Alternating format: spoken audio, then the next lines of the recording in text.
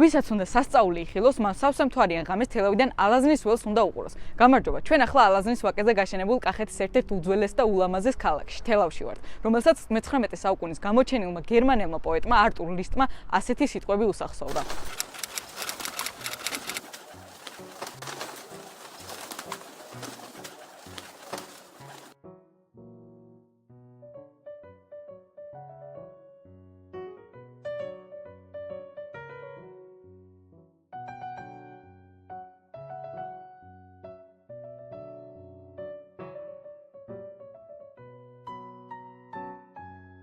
საქართველოს ისტორიაში თელავი მე-11 საუკუნიდან გამოჩნდა, თუმცა ის ბევრად უფრო ადრე ბრინჯაოს ხანაშიც გვხვდება.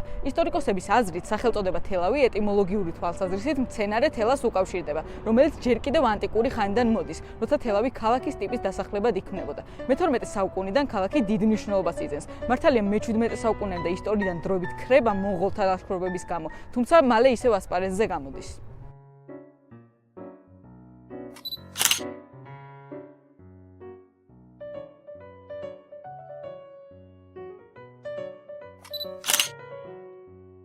ერეკლე მეორე. ამ ქალაქზე საუბრისას შეუძლებელია არ ვახსენოთ ქართლ-კახეთის მეფე პატარა კახი, რომელიც აქ დაიბადა, გაიზარდა და გარდაიცვალა. შეუდარებელია მისი წვლილი თელავის აღორძინებაში. ჩემს უკან მდგარი ბატონის ციხე კახეთის მეფეთა რეზიდენცია ყოფილა. ეს ცნობილი გალავანი კი სწორედ ერეკლეს შემოულია, რომლის სიმაღლე 5 მეტრს აღწევს. მისი მშენებლობა 1753 წელს დასრულდა. ისტორიას დღემდე შემოენახა და თელავის სავიზიტო ბარათად იქცა.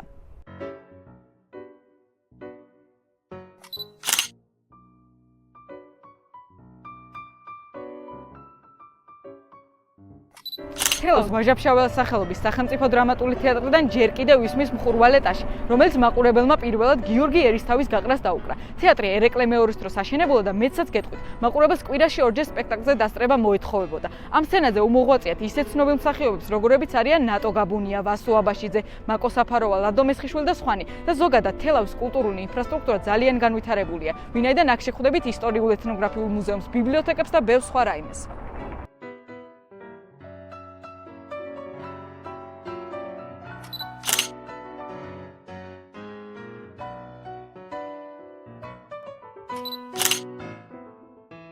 აქაურ არქიტექტურას ჯერ კიდევ შემორჩა ძველი კვალი. ადგილობრივი 20,000-მდე ადამიანი ყოველდღე აკვირდება მე-18 და მე-19 საუკუნის განაშენიანებულ ქალაქს. ეს იერსახე ერთ-ერთია, რასაც ტურისტები აქ ჩამოყავს. თელავს ყოველწლიურად რამდენიმე ათასი ტურისტი სტუმრობს. ამისი მიზეზი ის არამატერიალური მემკვიდრეობაცაა, რომლითაც თელაველები ასე ვამოყობთ. მაგალითად, კახური ღვინის დამზადება, კახური შოთის თონეში შეშაზე გამოცხობა და კახური ნუგბარის, ანუ ბადაგისა და ნიგზის ჩურჩხელის დამზადება.